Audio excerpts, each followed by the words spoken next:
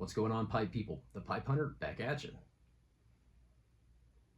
Today I'm smoking Cornell Diehl's Firebird 2025 edition. I've had this blend for a little while, been meaning to review it, haven't reviewed it yet, but with the 2026 version being released, I think literally tomorrow, I thought now was as good a time as any to upload the review for this one. The pipe that I'm using is one of my favorites. This is a Savinelli collection from 1989 that I bought on Smoking Pipes Estate section for a really good deal because the plaque fell off. And of course that doesn't affect the smokability, so I'm not too worried about it. Great pipe, a great price. Now before I get started with this video, I have to give a shout out and a thank you to Cameron, aka Smoky Stash on Instagram. Very good buddy of mine who sent me the sample of this to try out. And so Cameron, without this sample, the video wouldn't be possible, so thank you. And if anyone has Instagram, make sure you go check out Smoky Stash on Instagram. It is the best pipe content photography you will see on the internet, and I'm not just saying that because he's a good buddy of mine. So make sure you go and check that out. So yeah, Firebird. This is an interesting one. The key concept or aspect of this blend is the contrast between the fire-cured and the sun-cured tobaccos. And that's not just me saying that. That's what Cornell Diehl stated the inspiration behind the blend was. That's kind of the defining experience of smoking this blend, and I have to agree with that. If they were aiming for contrast between the two, I think this blend definitely shows that. And so, because this was a sample that was gifted to me, I do not have the tin to show like I enjoy doing. You can see it on the thumbnail. You can Google it if you want to. Typically, this is the section of the review. I also show you what the tobacco looks like. But again, I smoked it all writing the review. And the last little bit that I have is in the pipe now. So, I don't have any to show you, but I can tell you about it. It is a Cornell Diehl Flake. And as everyone who smoked Cornell Diehl flakes is aware of, their flakes are loosely pressed, to say the least. I will say with this one though, the flakes seem to look a little bit more like flakes than most of their flakes. And if you've had much experience with Cornell Diehl flakes, you'll know exactly what I'm talking about. But this one does look a little bit more typical flake. From the sample I received, the moisture was ready for smoking immediately.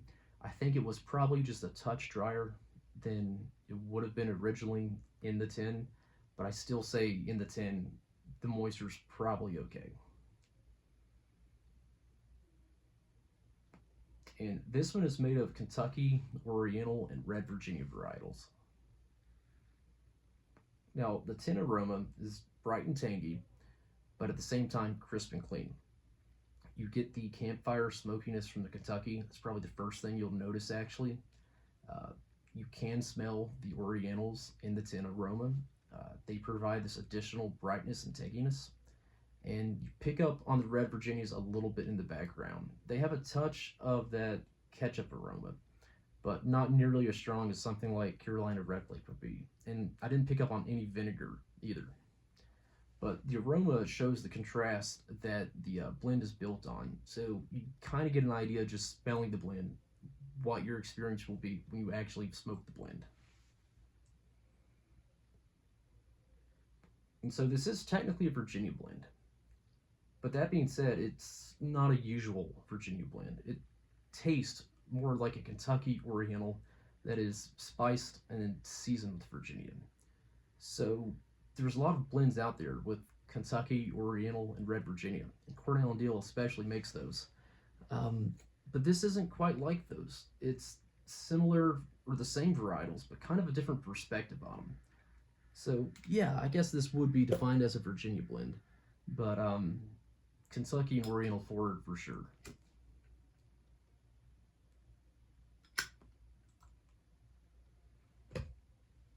The overall flavor profile is smoky and spicy. I think that takes the lead, and right behind it, it is the bright and floral aspect with the sun cured. The way that I describe this is the Kentucky and Oriental are kind of performing a dance together. Sometimes the Kentucky takes the lead, sometimes the Oriental takes the lead, but I think the Kentucky has a slightly bigger lead than the Oriental, but just slightly. I mean, they're both kind of leading, but me personally, I noticed the Kentucky a little bit more most of the time. But it does take turns. It kind of swaps back and forth who's leading.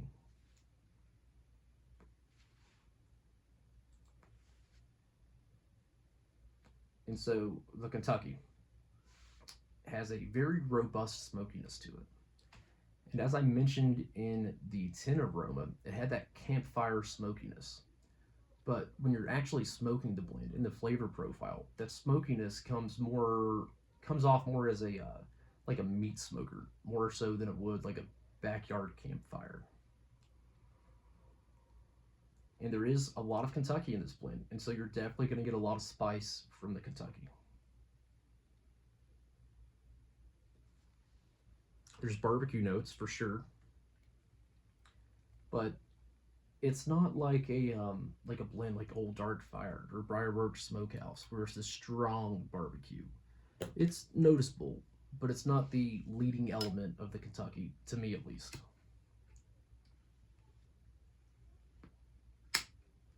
And so when you're comparing the contrast between the Kentucky and the Oriental, the Kentucky definitely has the depth and the bass notes, the kind of low end of the blend. The Orientals, like I said, they're used in high percentage as well. So you're definitely going to get the um, floral aspect, the herbal aspect of that. You kind of get that with any Oriental as long as there's enough there. But what really stands out in this blend is the bright citrusy notes of the floral aspect, specifically of the Oriental. They're also tangy and at times maybe even lightly sour. And even though these notes are completely different on the opposite end of the spectrum of the Kentucky, it really complements the Kentucky well. You know, if the Oriental is like the treble, then the Kentucky is kind of the bass. But again, they work together, they don't work against each other.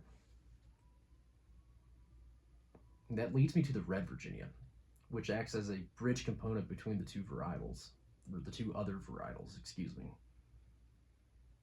And even though this is probably considered a Virginia blend, the Virginia really is in a supporting role. It's not the dominant aspect of the blend. But they're still very noticeable.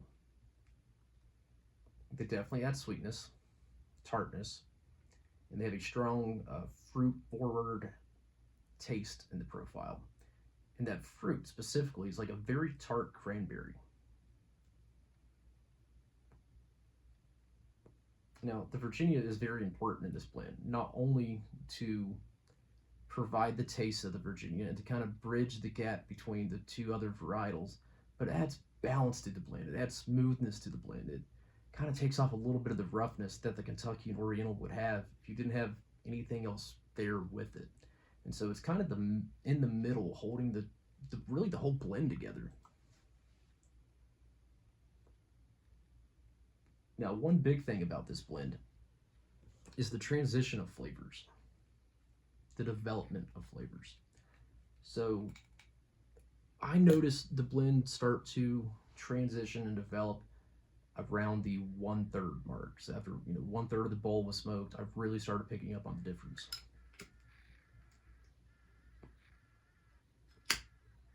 The big thing is all three varietals, the flavors of them kind of concentrate and another layer of depth is added. The strength of the blend itself increases a little bit and the body increases as well. And as you smoke the bowl through, that will continue. I've mentioned the Kentucky being fairly spicy, but Oriental and Red Virginia have their own spice flavors that are unique to them, and the spice of all three varietals also increase, but never becomes overwhelming. Even though the blend concentrates, even though the flavor gets spicier, it keeps its balance.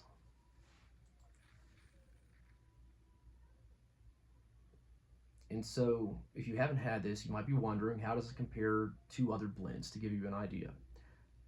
There's definitely some resemblance to other Cornell Deals that have Kentucky and Red Virginia.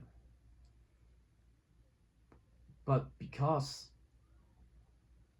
the Kentucky and the Oriental kind of lead, and the Virginia is their secondary, it's not really fair to consider this blend comparable to anything else. Just kind of similar in a way. And so the Kentucky and Oriental contrast really sets it apart from like San Sepulchro, which has a kind of similar varietal makeup.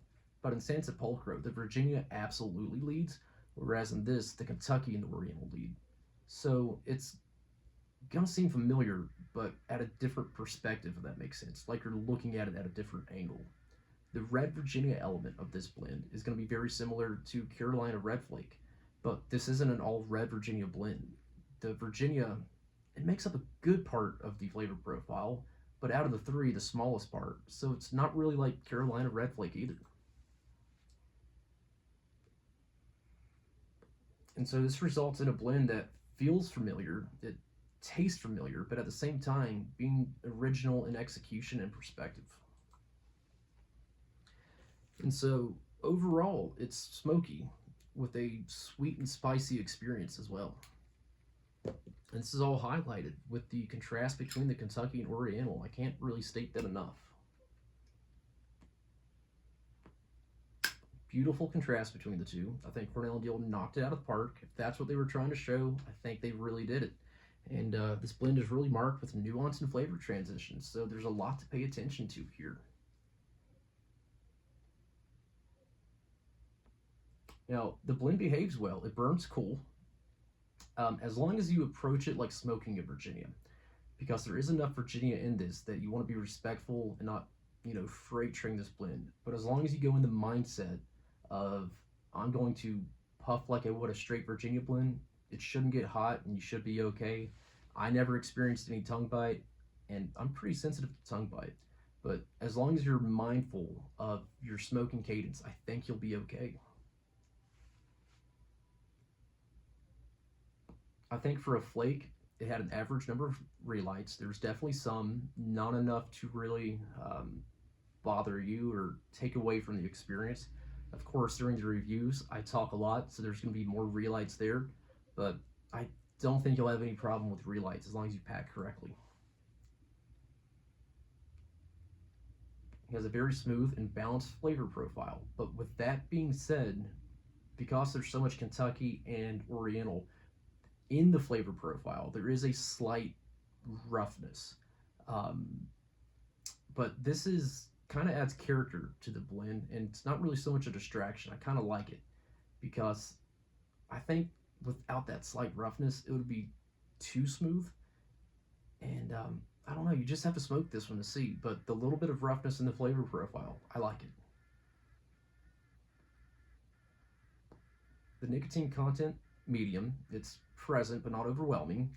I think you'll be satisfied with the amount of nicotine, and at the same time, I think someone newer or maybe someone with more sensitive to nicotine won't be overpowered either. I think it's kind of right in the middle of a sweet spot. Now, who should smoke this blend? First and foremost, I think this would be best enjoyed by experienced Virginia smokers. People that smoked a lot of Virginias and understand that varietal well. Fans of complexity and nuance, if you like a very nuanced smoking experience, something with a lot of complexity, this will be right up your alley. And if you like blends that transition and develop as you smoke them, this would be great for you too. I don't necessarily think this blend is great for beginners. I'm not saying a beginner can't enjoy it, because they absolutely would. But to get the most out of it, I think you have to have a somewhat developed palate. So as long as you've been smoking maybe 6 months to a year, you have experience with a Virginia tobacco, I think you'll be okay. That being said, if you have access to this and you're newer but you really want to try it, buy a couple tins, smoke one now, see what you think, and then give it 6 months or a year. Let your palate develop a little bit, then come back to it. So I'm not saying you can't, but to get the most out of it, a little bit of experience will go a long way. And so, would I smoke this again? Absolutely, hands down. Would I buy it again? Yes, but it wouldn't be my first pick of small batch. For me, my favorite small batch is Carolina Red Flake. And so, if it was between buying Carolina Red Flake and Firebird, I'm probably going to go with Carolina Red Flake. But I love straight Virginia blends. That's just me. Um, I wouldn't buy Firebird if it meant I couldn't buy Carolina Red Flake. And would I recommend it? Yes, for fans of complexity, for fans of nuance, and to experienced Virginia smokers. But again, if you're newer, if you want to buy it, go ahead. I mean, that's your choice. If you like it now, you'll love it in the future, though. I can guarantee you that. That's all I have for this video. Thank you guys for stopping by. If you've smoked this blend, let me know in the comments. Let me know what you think. Did you enjoy it? Was it not for you? Or just any thoughts that you might have on the blend. But take care, have a great rest of your week, and as always, keep smoking, keep puffing, keep enjoying.